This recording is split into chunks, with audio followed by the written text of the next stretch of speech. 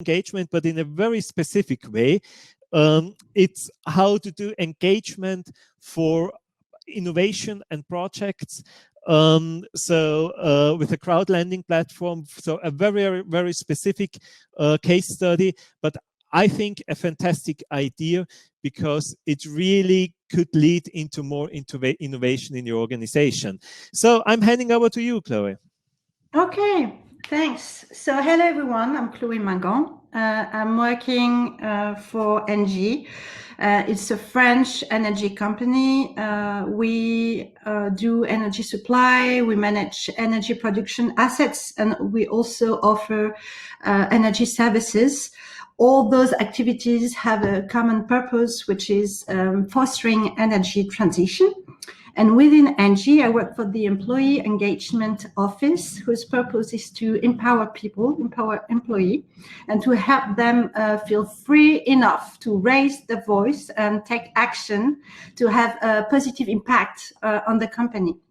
So to foster, to engage employees, we lead innovative projects such as IDEAL, which is our internal crowdlending platform that I'm going to present you.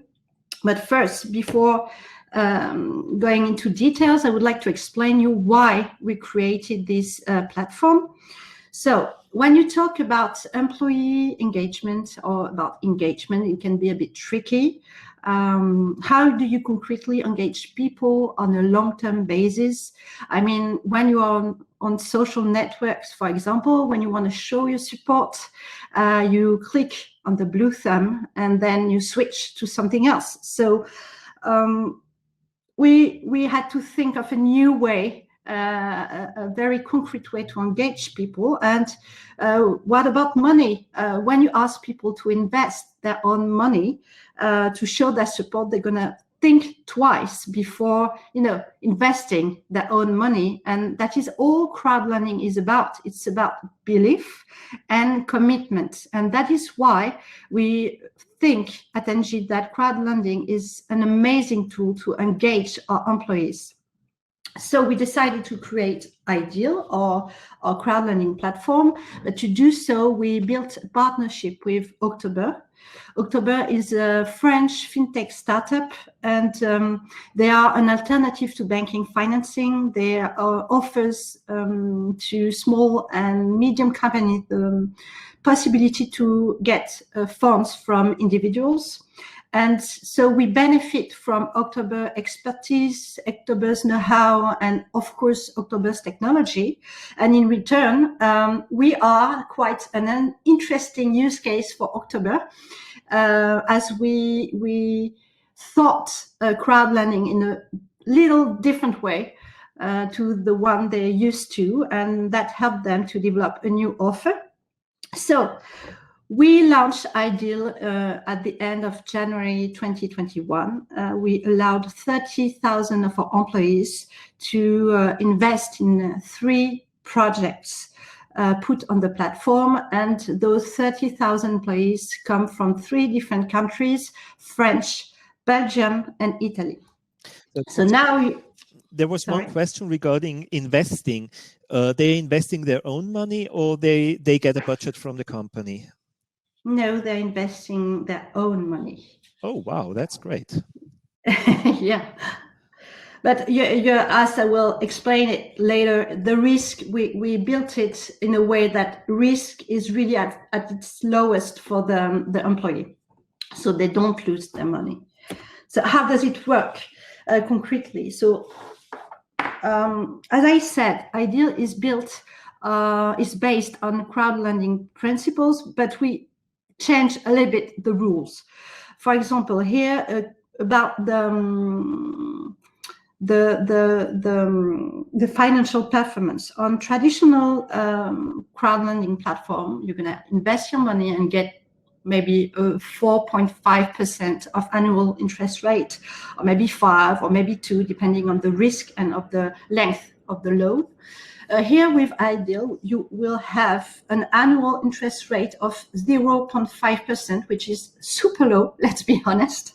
But because what will make the financial performance of your loan is not the annual rate, but the bonuses that will be paid at the end of the loan. And what are those bonuses? For each project, we'll have 1 to 3 goals to achieve. And once a goal is achieved, then a bonus is triggered and will be paid at the end of the loan to the lenders. So those goals have to be measurable, such as, for example, the volume of energy you're gonna sell. And these bonuses are what makes the platform financially attractive. And the thing is, you're gonna earn those bonuses only if the goals of the project are achieved. So the bonuses are closely linked to the success of the project. And if the project doesn't achieve its goal, then the lenders won't earn the bonus, but they will get back the capital and the annual interest rate of 0.5% because ENGIE guarantees the capital. So the only real risk for the lenders is that the money, that the loan underperforms what they were expecting. So Ideal follows quite the same philosophy than traditional crowdlending platforms, but it doesn't share the values the same way with lenders. About the financing of the project, it's also another difference between Ideal and traditional platform. Usually you raise fund and then the fund goes to the project. Here, the money raised is redirected to ENGIE SA that's gonna use it to finance other projects. In return, ENGIE SA guarantee the loan and will pay the interests and bonuses. And which means that ENGIE SA also support the costs and the risks related to the project. And to be honest, for example, we had one big project put online on the first campaign, which is a photovoltaic park. This kind of project costs like millions of investments. So the project doesn't really need the money raised through Ideal to exist. The project has already been spotted by ENGIE as a critical project for the group. So the idea here is mostly, sharing the value created thanks to the project with engaged employee. So once it is said, imagine I'm a project leader. What is the benefit I'm going to get from putting my project online? Because I want to get the money. So why putting online my project? There are two main arguments. First, even if the project doesn't benefit from the money raised through Ideal, the number of lenders surely shows the interest of ENGIE employees in the project and the strength of their support. So it's a nice thing to see that you've got hundreds or thousands of employees ready to invest their own money in your project. It's an argument you have to defend your project within the company the day you have to. And the second thing is, as a project leader, I'm going to be in contact with people I would have never met without Ideal.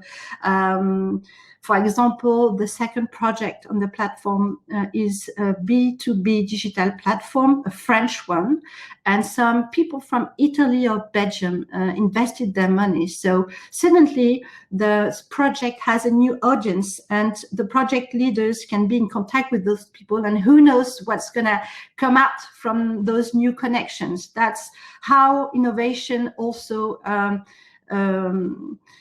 happens within the company, when people from with different expertise meets and try building something together and have a discussion on a topic.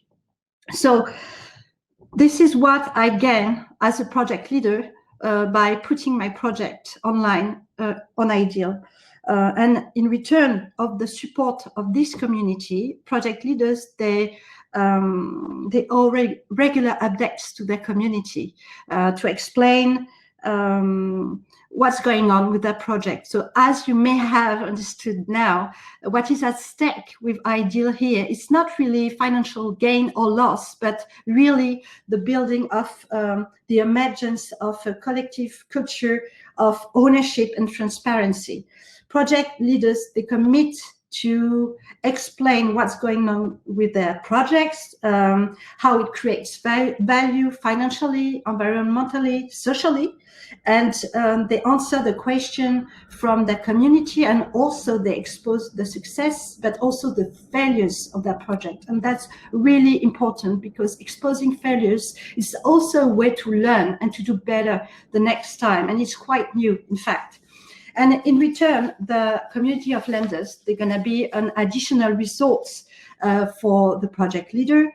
This community can really play a role in the success of the project supported, and beside the financial return gained from it, it's also contribute to strengthen the link between project leaders and employees throughout the group.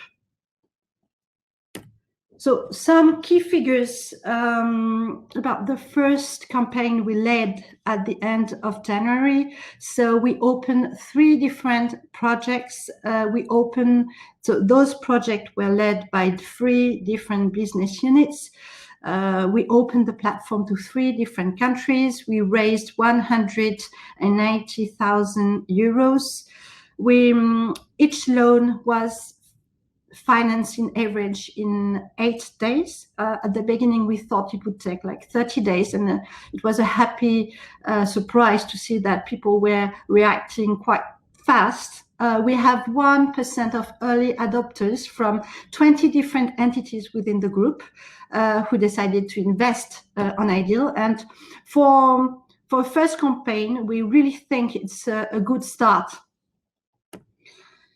What's coming next? So we're gonna lead 3 other campaigns within 2021. The next one will be in April, and we have 3 main challenges. The first one is to keep boosting project by giving them access to a larger audience, but also to start boosting smaller projects, innovative projects that are struggling within the group and that need less money, but that really need money. So for those projects, small projects, the money this time would be directly redirected to them and not to ENGIE. So it would be something a bit different.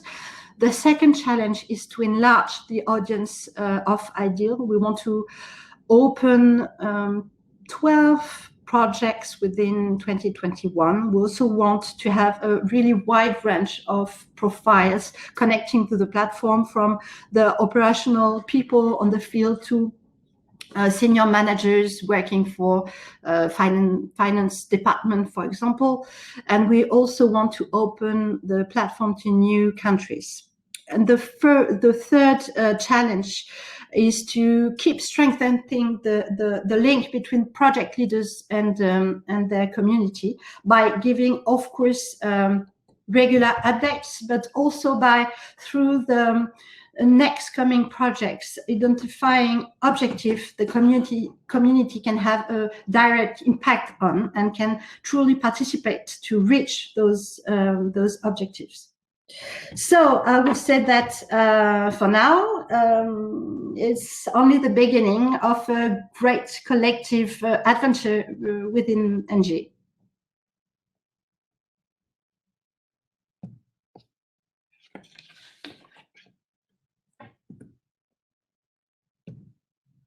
Questions around that? Into the chat or just join. I hear you very, very bad. I don't know why. That was my fault, sorry. Okay. That's the virtual event. We have always, oh, you're muted or something like that, sorry. So thank you very much. If you have further questions, please put them into the chat or just join us on stage. Mario actually wanted to join on stage. I'm not sure because he did that already from the beginning on, but I click now on the plus. So the one question where I'm not sure if it was already answered is how many of your, I think it was 30,000 employees did take part then in this crowdlending? Yes, 30,000 employees for this first campaign. And for the one coming in April, I think we will double the number. We want to open it progressively. Also because we have quite an agenda. There's a reorganization with ENGIE. So we prefer to, open it not slowly, but step by step, and to land in a safe way at the end of the year.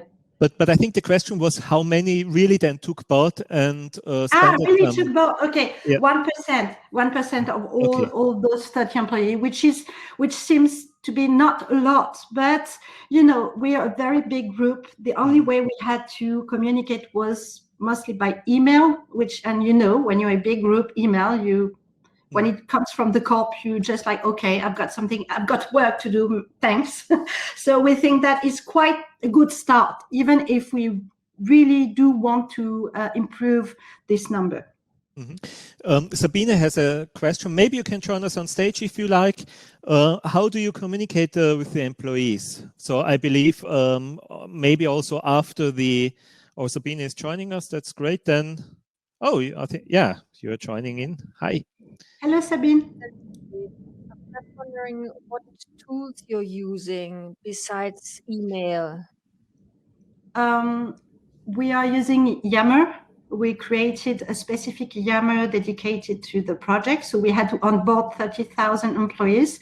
And for some of them, it was quite surprising because they're not used to the tool and they didn't know what it was, and they didn't know how it works. So it was quite funny sometimes to see some reactions. And also what I did, I took contact with the communication department of the different business units that are leading the project, so they can at least communicate to their own employee what's going on, and that they can be proud of their business unit and then can invest in the project they are leading and get financial return for this, beside being proud of having light on what they're doing. Okay. Am I answering your question? Oh, and also, sorry, we've got a CRM dedicated to the project. So once they connected to the platform, we've got their email address and we can address them specifically once they've invested. So, we don't spam all the community with information from specific project. When you invested your money on one project, you're going to have specific news from this project through this automation tool. Okay, merci. So how good is that information flow after I invested into a project? Is this then managed by the project managers or is this managed by communications? It's managed by me and the project leaders and or communication, because once the loan is financed, in fact, it's not the end, it's really the beginning. Exactly. And we have to be consistent in the information we're going to give, to show, to explain, because there's a real strong pedagogical purpose within this project to explain how we create value through our different activities. So clearly, I'm not an expert on all our activities, so I do need help from the project leaders, but I don't want them to spend too much time either, because they've got their regular work. So we have to find the right balance. And I'm the one sending messages in the name of, and we are thinking of new ways to communicate, maybe organizing some Q&A session. We're just starting, so that's quite exciting because everything is going to be built, and everything has to be done. And we are working hand in hand with project leaders. And I think it will also be different depending on who is the project leader. One question was also if you have concrete examples for projects. And I would add a challenging question. Did you invest into a project? So I'm going to answer this one now. I invested in all the projects because I'm super supportive and I really believe in ideal. And yes, I can explain you what were the project. The first one is photovoltaic solar park that we're currently building, and it combines energy production and agricultural activity. So that is the first project. The second one is a digital platform that allows B2B French customers to track, produce, and share renewable energy thanks to this platform. And the first project is the building of a biogas plant that is going to produce biomethane thanks to all the waste they're going to take and put into this plant. Okay, and that maybe I missed, but what's so the amount people are investing into the project? Oh yeah, I forgot to tell you. They can invest between 20 and 2,000 euros. It's a wide range, but because we want the platform to be accessible to every budget, it's important that we've got traders within ENGIE, and so they can put 2,000 euros for them. It's not a lot, really. Some of them said, "Why we can't put 10,000 euros? 2,000 is not enough." But it's what we decided. But also, people on the field are not really used with those kind of tools, and it can be difficult for them, to invest in it. So 20 euros, it's a good start. It's to see, and so we're going to keep it that way. So would you say more people were towards those 20 euros, 200 euros or something like that? Or were there really big big, but the 2,000 investments, which is for an employee quite big, I would say? For this first campaign, the average loan per project was around between 600 and 700 euros, which is quite a lot. And some people lended to many projects. So the average loan per person is more than 1,000 euros. There is a very good question in the chat. It's so difficult to say that name. Maybe you can join us on stage and tell me how I pronounce your name. Murhana. I'm afraid I'm saying that wrong. But it would be great if you can join us on stage. I'll give you a few seconds. Otherwise, I will just read the question for everybody. And Jens Uwe, you can join us on stage as well and ask a question if you like. Just join us on stage. So I guess I should read that. Oh, you're both joining now. That's great. So 1 second, and both are on stage. Great. Hi. Hi. So how wrong was I with the pronunciation of your name? You didn't get the cha. It's Murchana. Murchana. Okay. Murchana. Yeah, okay. I try. I'm in the process of changing my name. So your question. Yeah, so I was wondering, because of this expectation of the employees participating in the investment process, with this, maybe right now it's just 1% of the company that's investing, so it shouldn't be a problem, but somewhere down the line, if you have a 50-50 kind of a situation, would there be conversations of like, oh, this is the faithful gang, and like those are the people who are not really invested in the company? Okay, that's a very good question. To avoid this bias, you have to know that you don't have the name of the lenders. We don't know. We only know the entity they belong to. So it's a way for us to know if there was a strong mobilization within the business unit, if the audience was really enlarged or not. But we don't know, we're not supposed to know. We've got the GDPR regulation, and we stick to it. And so we can't know who lended to which project. I hope it answers your question. Thank you. But that's really a good point. I think you need to do it that way, in that anonymized way. Otherwise, that could be really tricky. Jens Uwe, your question. Yeah, because I think if I'm investing money as an employee, probably in a way I'm connected to such a project idea, and maybe working in a area close to the project impact finally. So it might be the case that I have a good idea which could support the project in realizing even more success. Do you make use of this possible swarm brain here from the employees as well? It's a very good question you asked. Because some employee asked it also to say, okay, I'm ready to invest in a project, but what are the real risks concerning the achievement of the goals? Are we far from achieving them? Are we really close? And to be honest, on this first campaign, we didn't give that much details. We focused more on, the environmental impact, on the business impact, but we didn't give much details on the goals. And that's something we're going to focus more for the second campaign.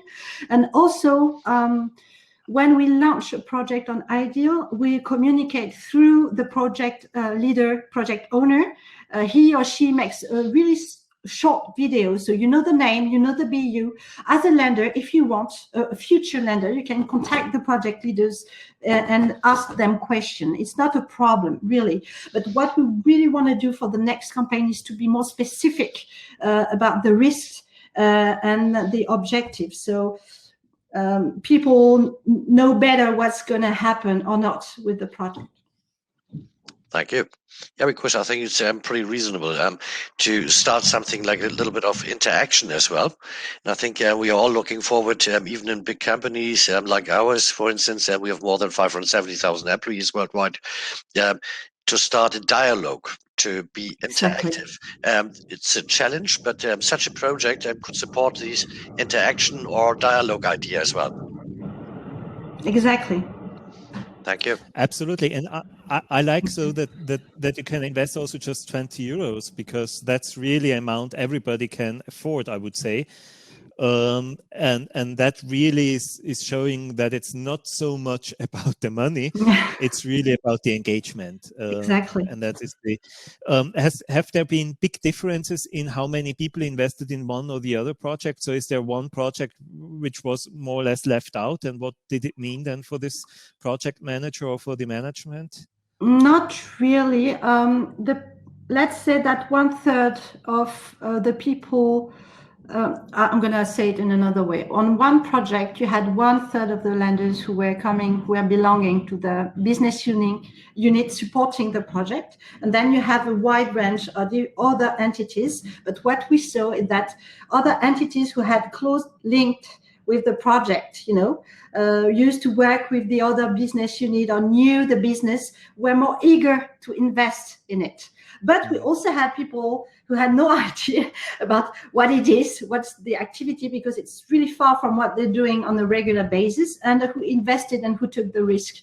So what we want is to also find the right balance between people who are going to invest because they belong, they are taking part of the project in their professional job, regular way, and the other people from all the company who are just curious and just say, oh, this project is so great, I give my support, let's go for it. And of course the project managers will also be more outgoing and more speaking about their projects if they're in this campaign, and that's exactly a great thing as well. Perfect. So Rashmi has a question. Maybe you can turn on your camera and join us on stage for your question. Give you a few seconds. Otherwise, I would just read it. Jens Uwe, you have a follow-up question. So let's take yours first. Over the last 30 years, I did internal and external communication, but mainly internal communication. And one point is always that the project leaders do not have really a budget for communication, and very often are not aware that they do need to communicate finally to the ones who are very close to a project, maybe to other target groups who are impacted by the results of the project, and finally under the aspect of educating the whole group about the basics of a project. So having 3 target groups, and very often pretty at the end, they are coming along and say, oh, we are ready and we need to communicate, and ask the communication department to organize and to pay for it. And I think this is probably in most cases, in most companies, not possible. So we do have a group guideline which enables finally project leaders to plan a project, including communication. And for this reason, they should get in touch in advance to us, but very often they don't do.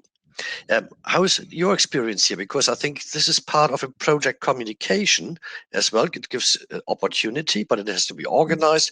You talked about Yammer, you talked about investments. There's something like a banking function in the background. Money is collected, money has to be paid back, and finally, there even maybe there's opportunity to win more out of that. This is paid by communications or by as part of the project budget?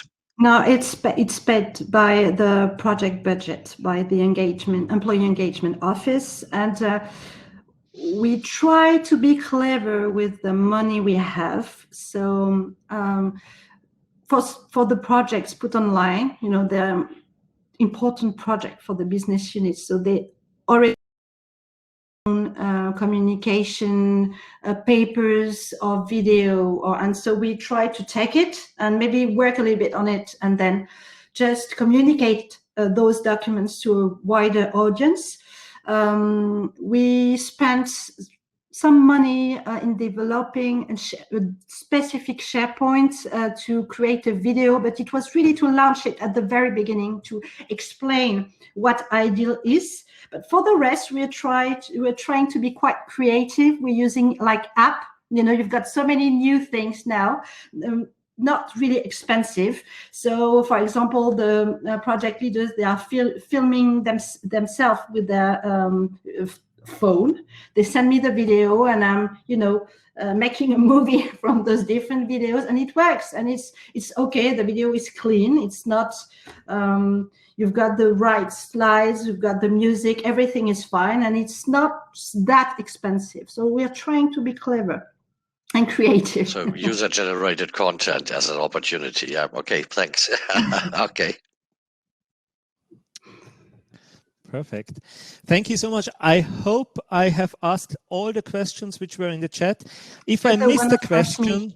There's a one of Rashmi. What was the frequency of communication to get employee to be involved? Exactly. I knew I missed this because I took then Jens before. Exactly. So what was the frequency of communications to get employees to be involved in these projects? So we started the very first communication. So we learned from, because there was a pilot led in 2020, led by the person who was who managed the platform before I arrived. And we learned from her experience. For example, she sent many emails from the CRM dedicated to the project, but the email wasn't written engie.com. It was like intercom.engie.com, and lots of people thought it was a spam and it was phishing, because you send an email saying, hey, give me your money, it's going to be super nice. People thought it was like a bad trick or something. So we knew we couldn't do that for the launch of the first campaign, and we had to be more official. So that's the only moment we asked help from the internal communication department, and we had to pay for that. So they sent in December an email to the 30,000 employees saying, we've got something great coming up. It's going to be open at the end of January. Please read, try to understand. Here is the link to the SharePoint. If you want to get on board, you can get the app, give all the information to finalize your subscription, because it's a financial platform, so it's quite secure. You have to give your identity documents twice. You've got to give your banking documents too, so it can be a bit long. And for our partner October, who is dealing with all this onboarding, it can be a huge amount of work. So we wanted people to get on board before the official opening. And then what we did is we put the project online 2 days before the official opening, so people could read what were the project. And after that, we had like 2 communication a week. One to announce the opening to loan of the project, because we opened only 1 project a week to maintain, the interest of people. And the second communication was we posted on the Yammer the video of the project leader who explained what was his project and why it was a good thing to put it on Ideal and what he was expecting from his lenders community. Perfect.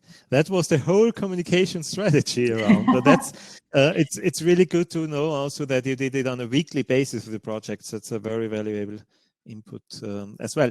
I hope that answered this question. And there is a new one. Paul, maybe you would like to join us on stage.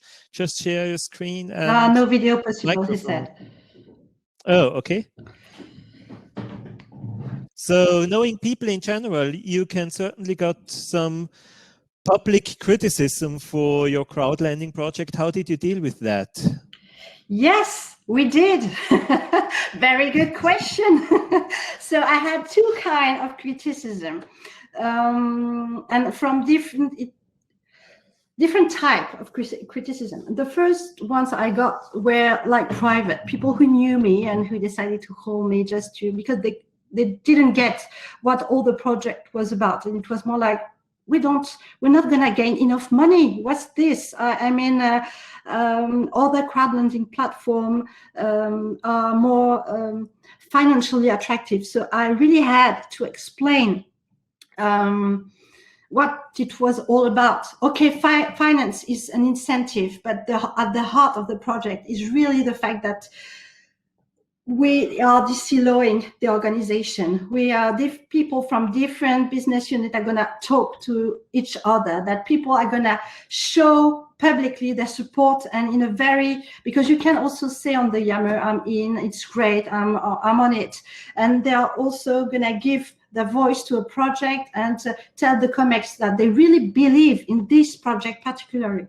So once I had explained that, it was, the criticism was less important. Sometimes not, but usually yes. But I also had public criticism, quite of this kind, or because people didn't know what was going on, and they thought that it was too much information at the same time. So I answered the same thing as it is on a Yammer. Everyone can see it, and it was really important to me not to hide those criticisms, but really to answer them in a public way, because transparency is really important. I think it's one of the success key of this project. We ask the project leaders to be transparent, to show their success, but also their failures. So as a project leader on Ideal, I have to behave the same way. So if people think it's not a good project or it's not cool and they want to share it publicly, so let them share it publicly, and I will answer their criticism. And after, each employee is free to make its own opinion. What was really nice is when I saw other employees answering the criticism. And that was a great satisfaction for me to see that other people within the company had understood and were really aligned with the purpose of the platform. And I think it's more powerful when it's someone else than me who is answering the criticism.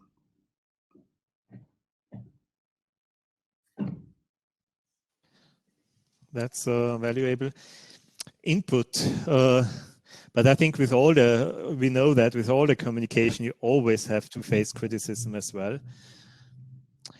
Thank you, Paul, for your question. So now I hope I really asked all the questions. If there are further questions, Jens Uwe has one more. That's a good question. So do project leaders finally have then the opportunity to communicate frankly if a project fails, why it has failed?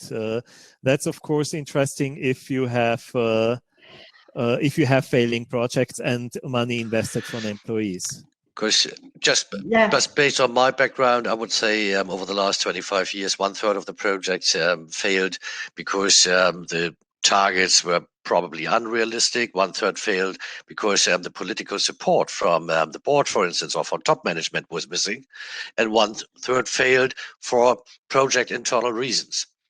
So I think the group 1 and 2 is very difficult to communicate, because to say, okay, the board member has probably, for instance, changed his objectives, finger pointing, no, or the project was not staffed enough with budget, no, or targets were unrealistic. So this is, I think, a critical point finally.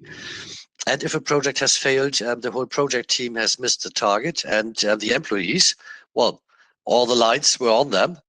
So the employees say, these are the ones who have missed the target, and the project team too was successful, so they are the better ones.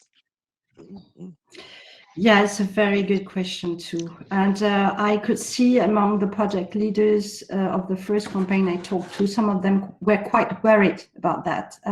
What if we don't achieve our goals, and how do we communicate? So I don't want to brusque them.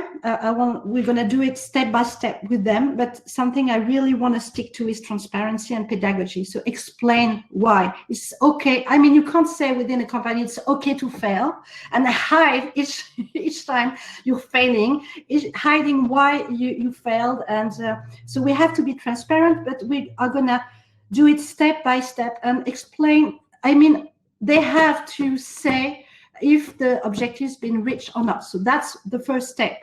I succeeded, I failed. And then I think the best way to assume that they failed is to explain it at least a little bit. Even if we will have to find maybe together the right words and the right way to say it. So, you know, we don't want to throw things to the to the project team, because that's really not the point. And also another thing, what I would really like, but we really have to work on it, is what would be great if the project leader at one point he sees that he's dealing with something quite difficult. What would be great is that he or she feels free to ask help from his or her community. I've got this challenge. Is someone among you, someone among you can help me? Yes, no, and that would be very great. But once again, we're only at the beginning. So this is what the goal I want to reach, but it's going to take, I think, a little time. I just said it's finally cultural change. Yeah, I think very. Yeah, it is. Thank you so much. I'm just checking, but because we are running a little bit out of time, we are sharp on time, so we have now about 15 minutes to refresh a little bit before we start with the next session, which all the sessions throughout the next 2 days are starting always sharp on time. So sharp to the full hour. And the next session is the lunch and learn session with some discussion, but we have also a startup this year. It is Kwan from Arosa Brauer, who was actually keynote speaker a few years ago at this conference when it was in Vienna, when we had a physical edition of the conference. And she will present a startup which she founded a few months ago, which is around well-being and mental health. So I think a truly important topic right now, and it is linked to business. So it's employees' well-being and mental health. So I think it really matches well with our conference theme. So join us for that session at noon, so in about 15 minutes. And in between, of course, you can use the networking, which is kind of fun blind dating, so you can meet others at the conference. So just click on the networking button. So see you in a few minutes in the lunch and learn session. There is then also some time for further open discussions. And thank you so much, Chloe, for your presentation and for your input. It's a really, really interesting concept to motivate employees and also to foster innovation in your organization. Very well done. Thank you so much. Thank you. Bye. Bye.